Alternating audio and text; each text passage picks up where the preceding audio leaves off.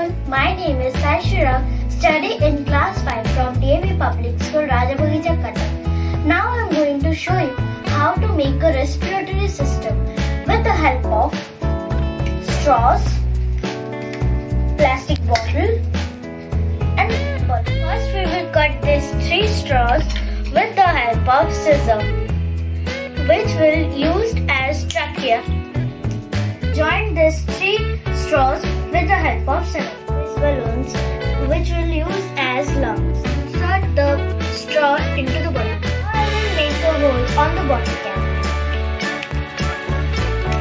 Insert the straw into the bottle cap, the plastic bottle. Insert the straw into the bottle. Cut another balloon.